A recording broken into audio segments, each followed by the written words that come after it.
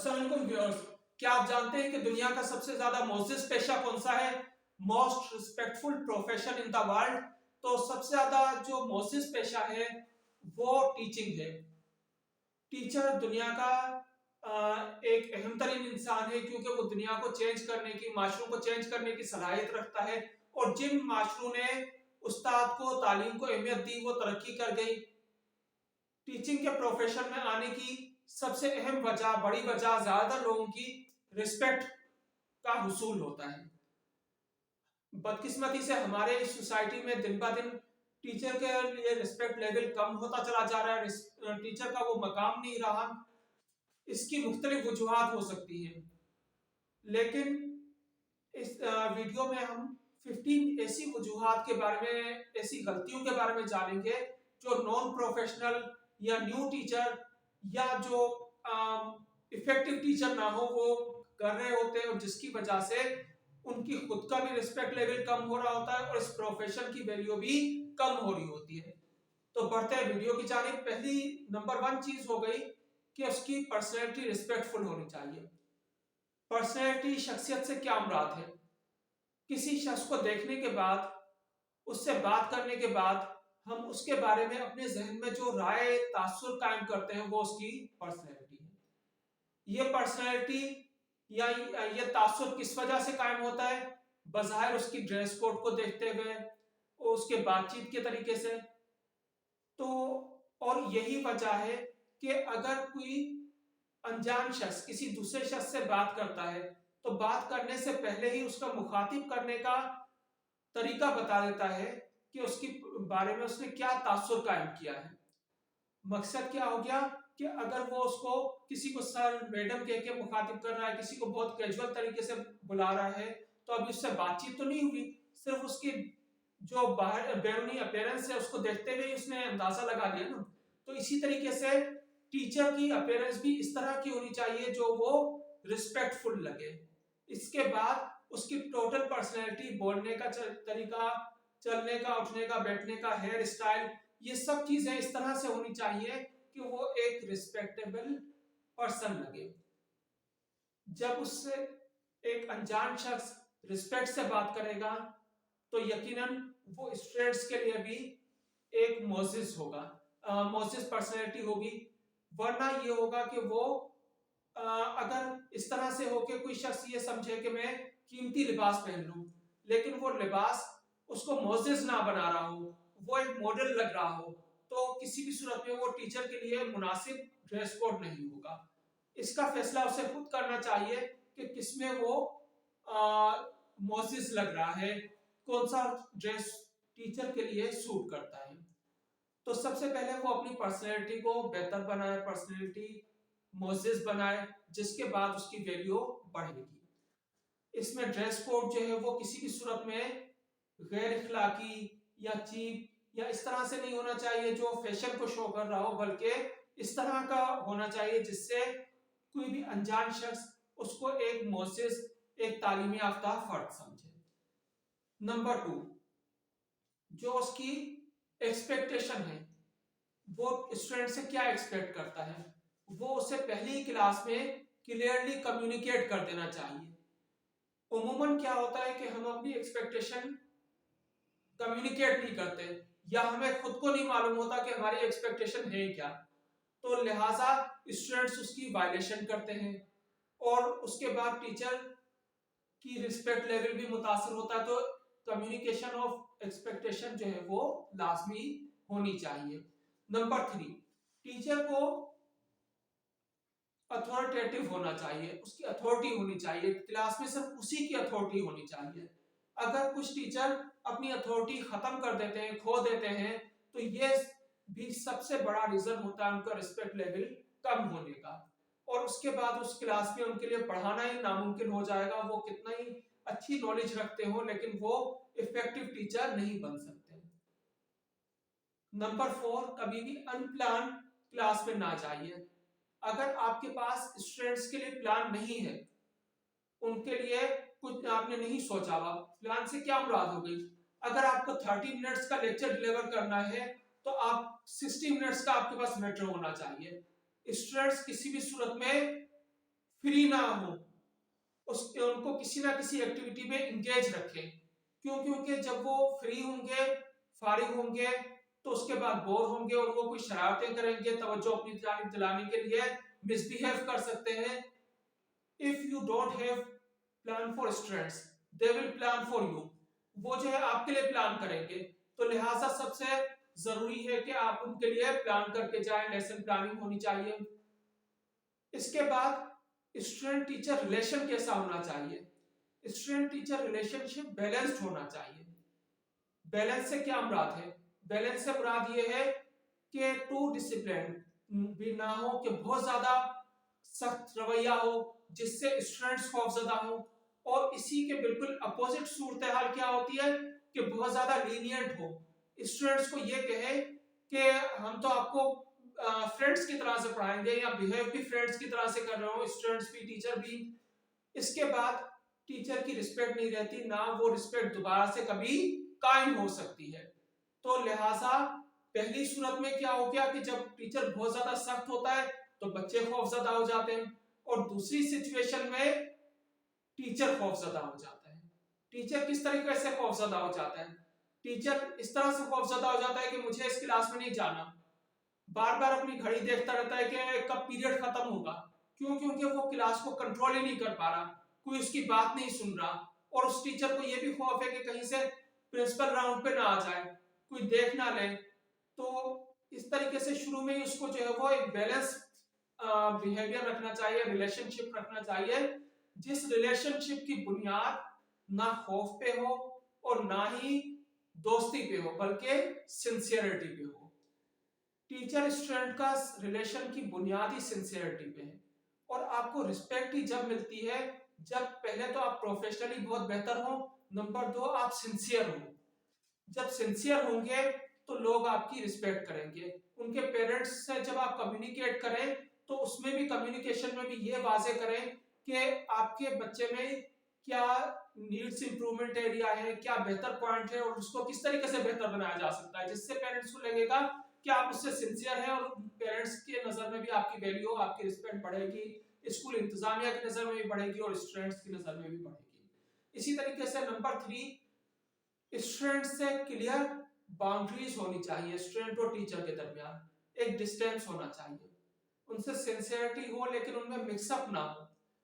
मेरे ख्याल के मुताबिक कभी भी ऑफ टाइम पे टीचर को स्टूडेंट्स के साथ नहीं निकलना चाहिए स्कूल से बाहर। इसकी क्या वजह है? यानी कि इसकी मुख्तलिफ वजूहात हो सकती है, जिसमें बेसिक ही हो गया कि उनका रिस्पेक्ट लेवल इससे भी कम हो सकता है, किसी भी सूरत में उनसे मिक्सअप ना हो। कुछ ऐसे भी टीचर्स होते हैं जो स्टूडेंट से अपना नंबर एक्सचेंज करते हैं, उनको फेसबुक पे ऐड करते हैं, सोशल मीडिया पे ऐड करते हैं, कहते हैं कि इसमें क्या हर्ज है? इसमें यह हर्ज है कि आपकी जो पर्सनल एक्टिविटीज हैं, आपके जो व्यूज हैं, वो स्टूडेंट्स तक पहुंचते हैं, और उनसे जो है वो सिर्फ आपका एक प्रोफेशनल रिलेशनशिप होना चाहिए, जिसका मकसद उनकी इखलाकी तरबियत होनी चाहिए, उन तक नॉलेज का ट्रांसफर होना चाहिए, ना कि आप उनको अपनी पर्सनल इश्यूज के बारे में बताते रहे, अपने पर्सनल ख्यालात के बारे में, चाहे वो किसी भी हवाले से हो, पॉलिटिकल हवाले से हो, जो आपके फेसबुक पे ऐड करके वो कर रहे हैं। तो इस तरीके से उनको ये नहीं मालूम होना चाहिए कि आपके क्या व्यूज हैं, उससे उनका ताल्लुक नहीं हो, बल्कि उनका ताल्लुक आपकी नॉलेज से होना चाहिए कि क्या आप उनमें स्किल्स, क्या उनमें नॉलेज ट्रांसफर कर रहे हैं, और उनकी किस तरीके से उनकी इखलाकी तरबियत कर रहे हैं। इसी तरीके से कुछ टीचर्स को स्टूडेंट्स का नाम याद नहीं होते, क्लास के स्टूडेंट्स के नाम जो है वो एज सुन एज पॉसिबल याद कर लेने चाहिए। इससे आपको कम्युनिकेशन में आसानी होगी और वो कम्युनिकेशन इफेक्टिव होगी। इसी तरह से क्लास में कभी भी शाउट नहीं करना चाहिए, एग्रेसिव एटीट्यूड, किस लिए? ताकि अटेंशन गेन कर सके। शाउट करने से, एग्रेसिव बिहेवियर से, एटीट्यूड से आप अटेंशन गेन नहीं कर सकते, बल्कि ये होगा कि अपनी एनर्जी भी वेस्ट कर रहे हैं, नंबर 2 अपनी यानी कि जो इफेक्टिवनेस है उसको भी कम कर रहे हैं। शार्प वॉइस की जगह पे इन्फ्लुएंस वॉइस होनी चाहिए, ऐसी वॉइस, ऐसी आवाज जो असरअंगेज हो। दूसरों को ज्यादा चीखने से बेहतर है कि ऐसी आवाज या ऐसी अपना बात का तरीका बनाएं जिससे दूसरों के ऊपर असरअंदाज हो सके। इसी तरह से कभी भी अगर कहीं पे कोई स्टूडेंट्स की शिकायत करनी है तो या क्लास को आप समझ रहे हैं क्लास कंट्रोल से बाहर हो गए, किसी को आपने हेल्प के लिए बुला लिया, किसी दूसरे टीचर को, प्रिंसिपल को, ऐसा ना करें, इससे आपकी वैल्यू कम होगी और स्टूडेंट्स को ये लगेगा कि ये जो है वो किसी सहारे को तलाश कर रहा है, कर रही है, और उससे रिस्पेक्ट लेवल भी कम होगा, आपकी इंपॉर्टेंस भी कम हो गए और वो मुस्तकिल तो क्लास में मौजूद नहीं रह सकते। लिहाजा अपने क्वालिटीज को इतना बेहतर बनाएं कि आप खुद उसको कंट्रोल कर सकें, उसको खुद हैंडल कर सकें। नंबर 10, स्टूडेंट्स को की सेल्फ रिस्पेक्ट को हर्ट ना करें, उनकी इज्जत नफ्स को मजरूह ना करें। स्टूडेंट्स को बुरे नामों से ना बुलाएं, उनके इंसल्ट ना करें। इसी तरीके से स्टूडेंट्स के दरमियान डिस्क्रिमिनेशन भी नहीं होनी चाहिए। टीचर्स किसी एक स्टूडेंट को बहुत ज्यादा फेवरेट बना लेते हैं, सब टीचर नहीं, कुछ टीचर्स, अच्छा कुछ किसी के बिल्कुल ही वो अगेंस्ट होते हैं, उसको उनके स्टूडेंट्स को भी मालूम होता है कि ये सर का फेवरेट है और ये बिल्कुल ही उसके नापसंद करते हैं। तो इस तरह से नहीं होना चाहिए, बल्कि आपका फेवरिज्म और आपका जो डिसलाइकिंग है वो किस किस से होनी चाहिए, वो उस क्वालिटी से, उस रवैये से होनी चाहिए जो अच्छा या बुरा हो। स्टूडेंट्स को मालूम होना चाहिए कि अगर मैं अच्छा काम करूंगा तो उसके बाद टीचर मुझको लाइक करेगा, जो भी स्टूडेंट्स करेगा, और अगर ये काम करूंगा तो ये टीचर इस पे अनहैप्पी होंगे। अच्छा, इसी तरीके से अपने प्रोफेशन की रिस्पेक्ट करें। आमतौर से टीचर्स क्लास में अपने प्रोफेशन को बेहतर नहीं कह रहे होते, अब खुद अपने प्रोफेशन को अच्छा नहीं समझ रहे होते। जब अच्छा नहीं समझ रहे होते, उसको लाइक नहीं कर रहे होते, तो स्टूडेंट्स के नजदीक भी वो प्रोफेशन काबिले एहतराम नहीं होता, या वो ये समझते हैं कि ये तो कोई खास ऐसी चीज ही नहीं है, कोई खास प्रोफेशन ही नहीं है, वो उस प्रोफेशन की कभी भी रिस्पेक्ट नहीं करेंगे। और इस तरीके से वो टीचर्स ना सिर्फ अपनी वैल्यू, अपना रिस्पेक्ट लेवल कम कर रहे हैं, बल्कि इस प्रोफेशन के लिए नुकसानदेह हो रहे हैं। इसी तरीके से कभी भी टीचर को बोरिंग लेक्चर या बगैर किसी मकसद के, ऑब्जेक्टिव के कोई टास्क नहीं देना चाहिए स्टूडेंट्स को। ऐसा होम टास्क, ऐसा प्रोजेक्ट नहीं देना चाहिए जिसका कोई मकसद ना हो, या वो वक्त का ज़िया हो, उस प्रेजेंटेशन का कोई मकसद ना हो, उसमें कोई क्रिएटिविटी ना हो, सोचने का मौका ना हो। तो लिहाजा उस सूरत में वो लेक्चर, वो क्लास स्टूडेंट्स के लिए बोरिंग होगी और वो उसमें से कुछ सीख भी नहीं पाएंगे और टीचर के लिए भी वक्त गुजारना मुश्किल हो जाएगा। अगर वो इंटरेस्टिंग होगा तो जितना इंटरेस्ट, जितनी इंजॉयमेंट स्टूडेंट्स को हो रही होगी, उतनी ही टीचर्स को हो रही होगी, और वो टाइम गुजारना उसके लिए इजी हो जाएगा। वो नेक्स्ट डे की अच्छे तरीके से प्लानिंग करेगा और उसके बारे में सोचेगा, नए नए आइडियाज आएंगे। जब आप अच्छा फील करेंगे तो ऑटोमेटिकली आप में क्रिएटिविटी भी पैदा होगी, स्टूडेंट्स में भी क्रिएटिविटी पैदा होगी, और उनकी क्रिएटिविटी, उनके एंजॉयमेंट का, टॉपिक में इंटरेस्ट का एक ये भी साइन होता है कि वो क्वेश्चंस करते हैं। अच्छी लर्निंग की एक सिम्टम अच्छा क्वेश्चन करना है, क्यों? क्योंकि वो उसने सोच के किया है, जबकि हम ये समझते हैं कि उसने क्या जवाब दिया, जवाब तो हमने खुद ने उसको सिखाया, बुक्स ने सिखाया, वो उसने रट्टा लगा के जवाब दे दिया। उसकी क्रिएटिविटी, उसके शौक को जाहिर कर रहा है कि वो कितना अच्छा सवाल कर रहा है। इसी तरीके से अपनी नॉलेज को, अपनी स्किल्स को हमेशा डेवलप करते चले जाएं। टीचर से ये बहुत बड़ी मिस्टेक होती है कि वो लोग ये समझते हैं कि हमें सीखने की क्या जरूरत है। अगर न्यू टीचर है तो वो भी हत्ता के यहाँ तक सोचते हैं कि हम तो बस यानी कि टीचर को सीखने की क्या जरूरत होती है, जबकि टीचर को ही सीखने की सबसे ज्यादा जरूरत होती है। कोई भी टेक्नोलॉजी, कोई भी चीज हमने सीख ली, पढ़ लिया, दुनिया तो रोजाना चेंज हो रही है, जबकि टेक्नोलॉजी हमारे पास 10 साल पहले की है, 5 साल पहले की है, दुनिया में क्या चेंज हुआ। या फिर हम बुक सेंटर टीचिंग करते हैं, सिर्फ बुक के हवाले से ही हमने पढ़ाया।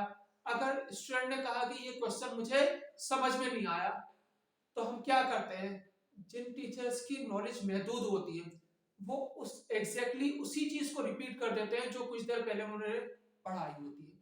जबकि अगर उनके पास नॉलेज हो तो उसके बारे में वो मुख्तलिफ एग्जाम्पल्स दे सकते हैं, उसको नई तरीके से समझा सकते हैं, उस सराउंडिंग से एग्जाम्पल दे सकते हैं, उनकी डेली रूटीन से लाइफ से एग्जाम्पल दे सकते हैं, उसको इंटरेस्टिंग बना सकते हैं, उसमें सोचने की सलाहियत पैदा कर सकते हैं।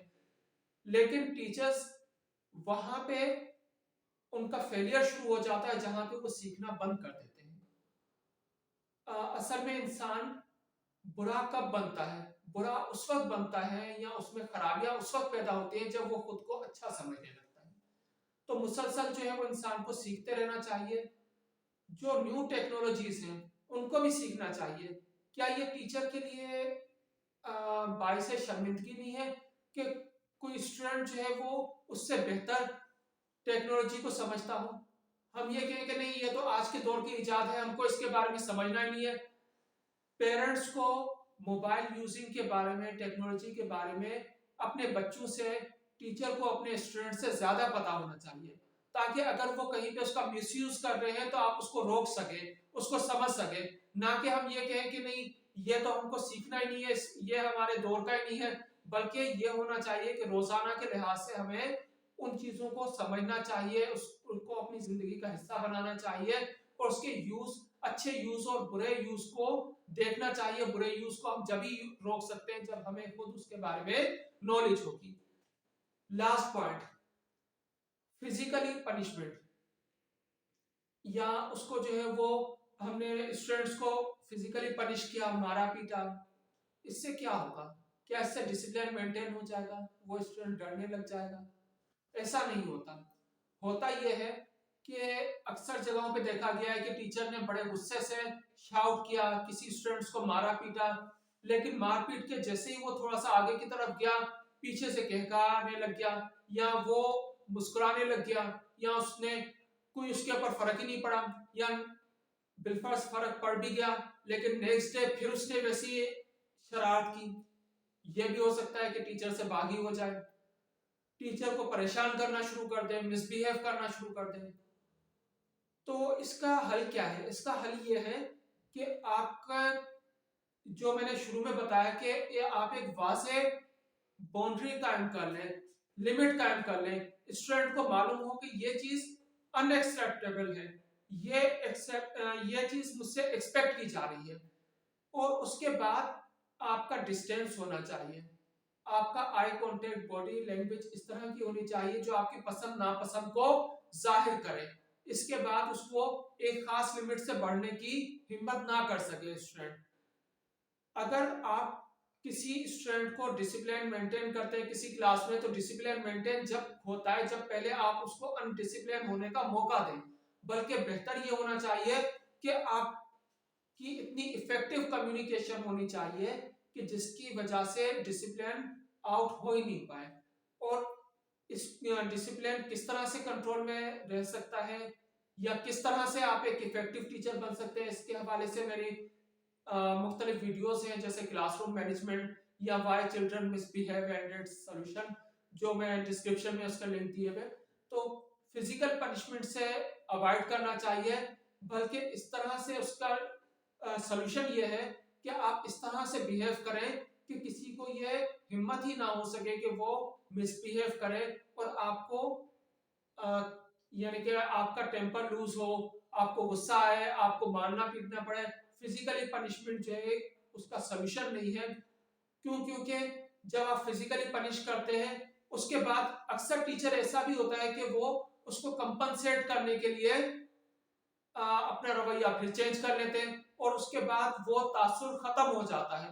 तो फिजिकल पनिशमेंट नहीं करनी चाहिए। हम अगर हम अपने स्टूडेंट लाइफ में देखें तो जिन टीचर्स को हम कहते हैं कि ये बहुत सख्त है, लेकिन अगर हम ये देखें तो उन्होंने कभी भी हमें पनिश नहीं किया था, बल्कि उनका रॉ भी इतना होता था कि हम कोई गलत काम करने का सोच ही नहीं सकते थे, या उनका काम सबसे पहले कंप्लीट कर लेते थे।